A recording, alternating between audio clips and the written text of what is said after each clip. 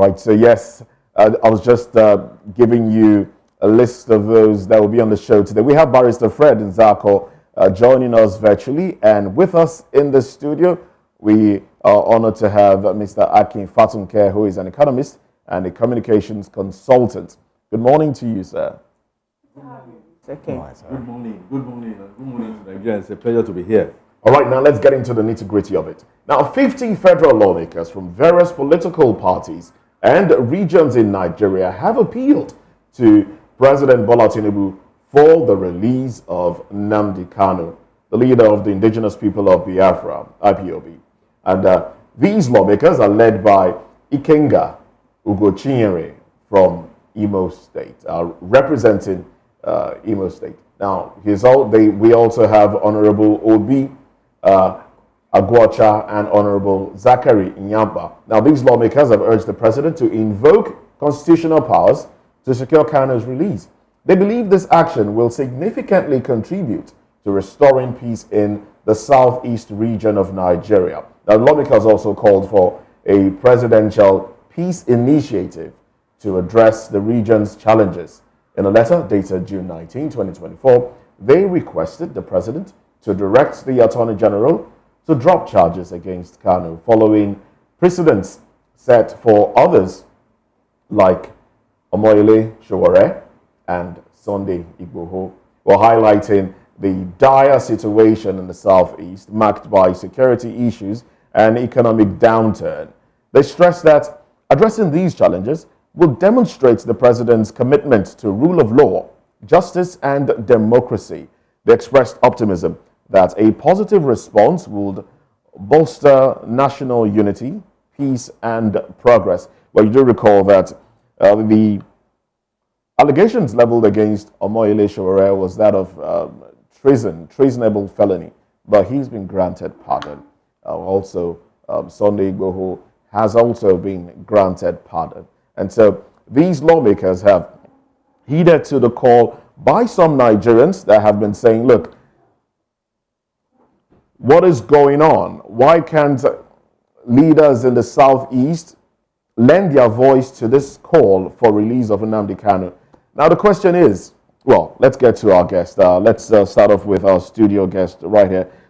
Now, is this a move in the right direction, seeing that this case has been on for too long without any cogent thing being held on to as to reasons why the man himself, Nnamdi Kanu, should continue to be in detention? Apparently a very good move, and it's something that I have always advocated for. When things become too intractable, what you therefore do is the emotional intelligence to take the very hard, very, very hard political stance. It does not matter if at the end of the day, sections of society looks at it, agree to disagree, but it does not matter. The buck stops on the president's table. For me, the groundswell to the swelling act of the imperial theme, I'm quoting Shakespeare and Macbeth there, is simply the fact that the rhetorics are becoming, in my opinion, less toxic from the dramatis personae, the main dramatis personae himself, Mazi Nnamdi Kanu, talking tough and all that. We must always forget all that. And then if others are asking for it, why not? Nnamdi Kanu also, we must not always forget this, also accused his kinsmen and women of perpetrating his being in detention for one reason or the other. I think all that now put together, the plea, P-L-E-A, plea will be for Mr. President to kindly listen to the likes of Nwanyanwu, kindly listen to the Afenifere leaders and virtually all other leaders. I will also talk about the Arewa. We need to make sure that we douse the tension. Little, yes. Late, yes. Okay. But now, late indeed. Little late. Little late, and that in itself has had some sort of repercussion in security in the southeast. Let me come to our virtual guest now, Barrister Fred and Njako. Well, good to have you join us this morning. Let's establish communication with you. Oh, he's not in yet. We understand he's not in yet. Okay. All right. I was going to ask this. Well, quite just like you mentioned, better late than never. But there's been some very interesting facts here, which some quarters have said, isn't that a bit not fair on the part of Nnamdi Kanu being held in detention till this time? The likes of the profiled terrorists that have been captured by our military forces and reintegrated into the society. Some persons will want to say, if this already marked terrorists who've done several mayhems in the country are being reintegrated into the society, why then should there be several uncountable calls for Nnamdi Kanu to be released at this time? Because again, insecurity is still bedeviling our nation, whether in the southeast or the northeast, wherever you want to call it. Why is this still so? Is there no political will to the point of making Nigerians safe even in their country? Why is this still happening? Again, it comes back to the blurry lines of lack of trust and mistrust that has bedeviled us before the Civil War and after the Civil War. We must not continue to do the same things and expect different results. David, I agree with you absolutely. He who wants to come to equity must come with very clean and equitable hands. I am one with you in your submission. The why question, why should it be? Why should it be? Say, for instance, even in the way that we have divided Nigeria into states and local governments. Why the southeast, for instance? Why are they taking less states? So, number of states, we could then say the geographical land area might be smaller and all that. Hey, you want to be a bit much more sensitive to things like that. The war is over, in my opinion. Yes, 2023 reignited, the worst in us, and the thing is still raging as we speak between the ethnic nationalities. I think it's only fair, I think it's only equitable, I think it's only just that Nnamdi Kanu should kindly be released now without any conditions, and the Attorney General will also now enter into some kind of now this might be controversial, some compensation because the courts have asked over time that he should be released. I wanted to ask you, where is the rule of law? Since the court said he should be released and the federal government still keep him, this time around he has not been tried. Let's put it that way. He's still with the DSS.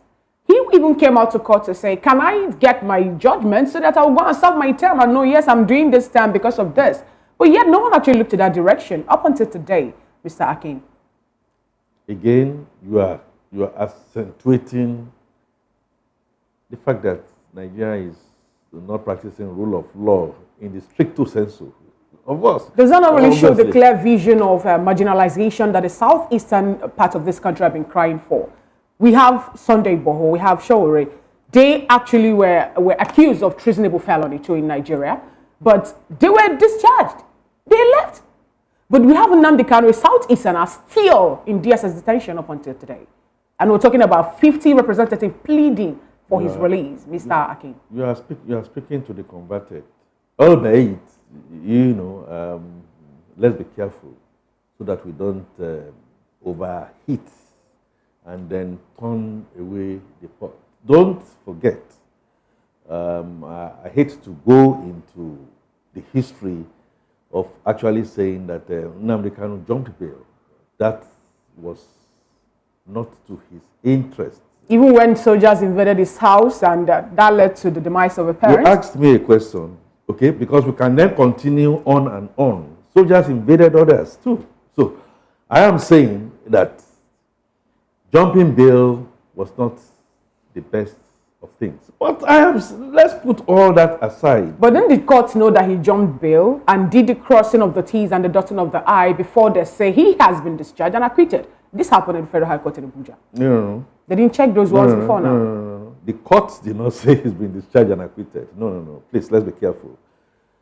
The case has been in court. Yes, the court said that it should be released and should be compensated, and not long after that, the federal government will come with some additional charges. So again, I don't want to go into all those technical aspects. What I know is simply Nnamdi Kanu.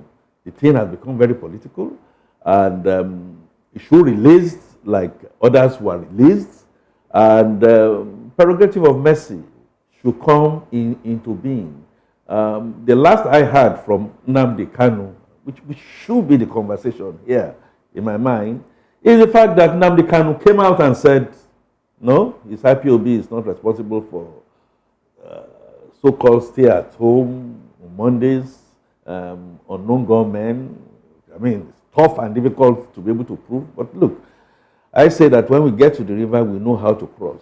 In life, everything is about risks and risks management. Okay. It is high time. Now, it's interesting that you said there should be a political solution. That is what a lot of people are calling for now.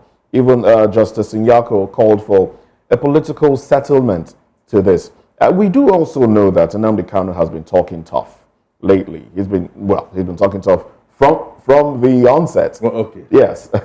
And he also did say, it got to a point where he sounded a little bit frustrated. And he said, look, you don't have a right to even try me, seeing that I was the circumstances in which I was brought back into the country. Do you think this is beginning to dawn on government, realizing that, look, there are questions to be answered as to how he was brought back into the country, and maybe they do not really have a right to try him? Could that be why everyone is now saying, okay, let's just have a political out-of-court settlement to all of this, because it's beginning to look like there is more to it as against just the issue of secession. Precisely. And so it could go on and then come back to FINA. Then the court realized the fact that the way he was brought in and the all rendition, the extradition, yeah. I will say clearly, we have gotten it all wrong on both sides. From Nnamdi Kanu's side, from the southeast bloc itself, not coming with one voice, okay, allegedly, and then Simon Ekpa now coming into the picture. And the issue of Simon Ekpa, sorry to butt in here, the issue of Simon Ekpa also raises questions. He's been in Finland, and he's been inciting the people from overseas. And there was a call to the Nigerian government to reach some sort of arrangement with Finnish authorities and see how he could be brought back to the country and answer for the incitement and possible unrest that his words may have created. Why haven't we seen that happen? A school of thought is of the opinion that he might be having sponsors back home in Nigeria who want unrest to continue in the southeast. What do you say to that? What else will I say to that, other than what Nnamdi Kanu also has openly mentioned, and the fact that he's not out because of his southeastern kiss and kin. So who knows? Again, It could be. So are you saying that those that may not want peace to be restored to the southeast are the southeastern kids and king? Nnamdi Kanu made that and also statement. want Nnamdi Kanu to remain in the Nnamdi Kanu made that statement very clearly, and intelligentsias have also made that statement by way of some vibes, sound bites that come from the Southeast governors. Again, allegedly, that if Nnamdi Kanu made the point that once it comes out, none of you that Southeast governors will retain your seats and all that. All those kind of rhetorics are not fair. And back to ECPA. Again, I am not privy to what the diplomatic moves could have been. I know the iceberg, the bottom of the iceberg. I know a lot of movement, would have been going on without motion or vice versa. But we need to be careful. The Nnamdi Kanu case, the Umaru Dikko's case much earlier, bringing back in a crate, many of those things are not putting us in good light. But then you then look at, I always believe that life is a wiper, mirror wiper, glass wiper in rain. Most of the right and most of the left. Why? For instance, and that's what quite a number of Nigerians are asking, Simon Ekpa states in some other geographies and is dishing out instructions to a whole region, and the whole region accepts, willy-nilly. Is it out of fear, or is it out of, for whatever reason? Again, with a few? Connivance, whatever it is, that will not happen elsewhere. Not too long ago, something happened in the southwest, in Oyo State, precisely the Odua Nation. And they were going to start to issue threats and that.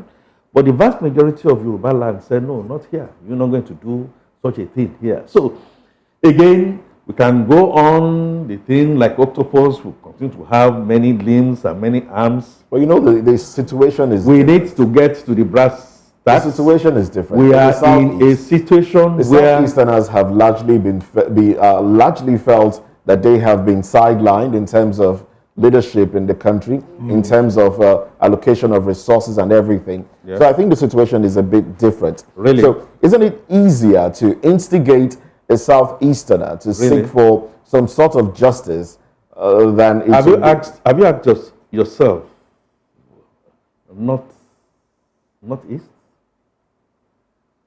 How many presidents have they produced in this country? Look, you could continue on and on.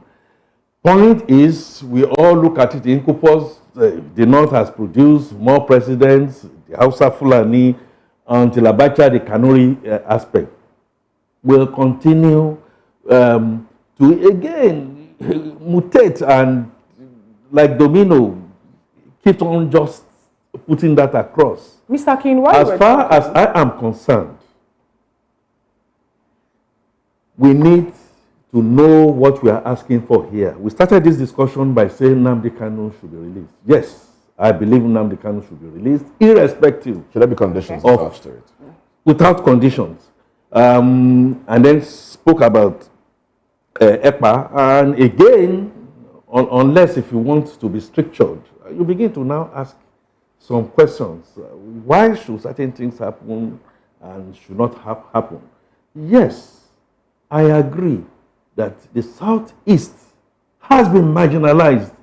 So many other people will tell you that they've been marginalized one way or the other. Now, Mr. King, do you think the release of Nnamdi Kanu will help quell the tension or the agitation in the Southeast, given the fact that this has been a call that even led to the war on Aburi will stand, and that was breached, and there was a civil war in Nigeria. Until today, the Southeasterners still have in their mouth the word Biafra, being on their own, secession and all that. Has the war been over? Yes or no? Has the civil war been over since 1970? Yes or no? Yes. So you could now come and say, yes, I've seen colleagues of mine, great friends of mine from the Southeast, and said, look, whatever it is, Moses is talking about marginalization as being the reason why Biafra still wants to be Biafra. Moot point. But the point still remains that, agitations all over is an acceptable way of life, and it's something that is not making Nigeria to work. No. So it's not only Biafra, Odua Nation, the Arewa. People are saying, can we go lose a little bit? So it's interesting that you did mention the Arewa, have been over, and also you said facto, agitation. But the jure, the war is still not over. You said agitation is a way of life, yes, for some set of persons who really feel aggrieved. Yes. Now, let's also put it here that the Nigerian government has described and proscribed the indigenous people of Biafra as a terrorist group. Is this another reason why the president and this administration is not looking so keen in wanting to let Nnamdi Kanu go? No. I did say agitation is a way of life, but it must go through a process. And if you are not prepared to go through that process, and you decide that the only way you are going to go through is by killing your people, that's terrorism. Take it or leave it. Right? If you are looking at the other side of the fence and asking, I am not sure some of the names that you have mentioned here, whether it's Shuwore or whether it's Ugbohu, has decided that he was going to start to kill his people.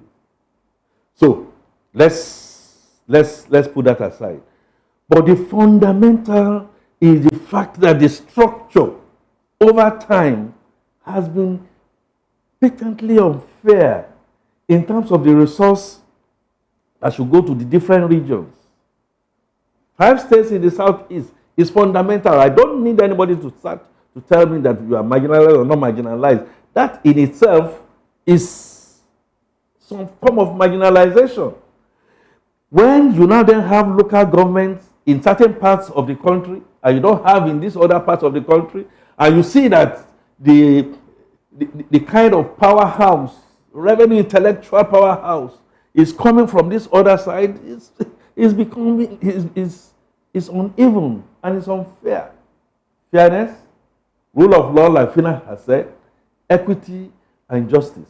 It is essential, and I agree that Nnamdi Kanu should be released to help douse the tension, not resolve all the tensions, douse the tension, so that we can at least all have a place on the table to sit around and then begin to talk about how to restructure Nigeria. Okay. Mr. To put Nigeria in winning ways. You mentioned the fact that the Southeastern kings, Nnamdi Kanu called them out as not being supportive when you were talking about, the way which people have been calling out for or calling for his release. Now, my question is, do you think that this non-prosequi that some people are presenting to the table of the federal government, do you think it's going to be attainable, given the fact that some people are not really being supportive of their own as regards this, which some people are calling for now? Do you think it's going to happen anytime soon? Fina, yesterday, members of other regions are saying, I think it's high time Nnamdi Kanu should be released. Members of the Southeast, especially,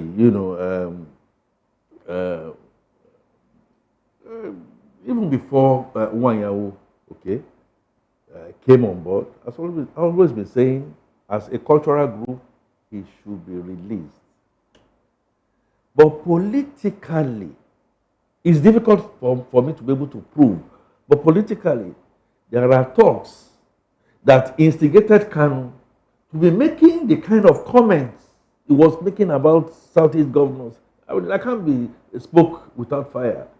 So, as far as I'm concerned, 50 lawmakers have, within their rights, decided to come together and began, at least from the National Assembly, begin to use the word pleading, the media has to be very careful. There's a difference between plead, should be released on prerogative, okay, and demand, okay. I also saw some publications that talked about demand, but irrespective of that, the president sits atop a table where he needs not just equity, not just fairness, not just the fact that he must obey the rule of law. After all, rule of law has indicated that's what he should do, and that is the direction. I am sitting here and I'm saying my plea, irrespective of where you stand, is that Nnamdi Kanu should be released. Going back and then talking about so many other things will not cut dice. It's really not going to cut dice, or it's going to extend his stay in detention. Emotional intelligence is the name of the game. All right, let's talk about resource control while we try to coast home this conversation because of our time. Now, it is of a school of thought that a lot of Nigerians are clamoring for resource control. From Data Fight, a particular website made it clear that for 71 Mondays, the Southeast businesses loses 5.4 trillion naira for 71 Mondays. That's, of course, because of the seat at home order by the IPOP group. Now, my question is quite simple. What do you think the federal government can do better, even if they choose to let Nnamdi Kanu go, as concerning resource control? Because a lot of quarters have been clamoring for resource control, which of course is the reason why some of these secessions group are consistently coming up. What do you think the government can do better? David, I retreat. Please, for the sake of humanity and for the sake of the fact that Nigeria cannot continue to go on like this without healing and reconciliation, release Nnamdi Kanu. After releasing Nnamdi Kanu, we all have some relative equal stakes to get around the table. We had a national confab. And that national confab spoke extensively about resource control. We had a president at that time, in Jonathan, who did not get the lever to implement and do what I guess is needful. Okay, if he didn't do it, Buhari came on board and said he was gathering dust. Bola Ahmed Tinubu is now president. Should do what is needful. Restructure Nigeria, because Nigeria is not working. So we have agitations where the various regions or the various interest groups, once they get into power, they forget the issue of restructuring and Nigeria continues to stall. My point is, after releasing Nnamdi Kanu, we must get back at least to that confab report as the immediate, but the real long term, middle to long term, is to get back and say, hey, wait a minute, we can't continue the way we are going, we've been going and we've been structured, and things will go all right. We need to fashion a form of government that first of all says Nigeria is negotiable, gone through the normal process. Secondly, let's loosen up a bit and decide what we are going to put to the center. We had that before, and suddenly the whole thing is just gone right. We need to face our problems very squarely. Nigeria, the way it is structured, Nnamdi Kanu or no Nnamdi Kanu, still needs a lot of mileage to speak truth to itself so that we can develop better. Right now, we are too expensive. We had a federal government that is not viable. We have a country and we have states that are not viable. We have warlords by way of state governors who are controlling and the tail wagging the dog kind of situation. We must now get back to it and say, look, Nigeria must get back to winning ways again. Kanu, we are here. All other nationalities will get there. We sit around the table and we go through that process, which again might be tough because we have a National Assembly that is highly skilled into not all of us being able to have one man, one vote, one region, one vote, equal votes per region. So we must find a way to restructure that so that our voices can be heard. Thank you. Okay, we'll take that to be your concluding thought on this topic. That's a good place to anchor this conversation for today. And then you made mention of Nigeria being very expensive, and that will be what we'll use to usher you into the second topic of discussion. In 11 months under the President Bola Ahmed Tinubu's administration, the maintenance of presidential fleet has cost Nigerians 14 billion naira. We'll look into this after this quick break. Stay with us.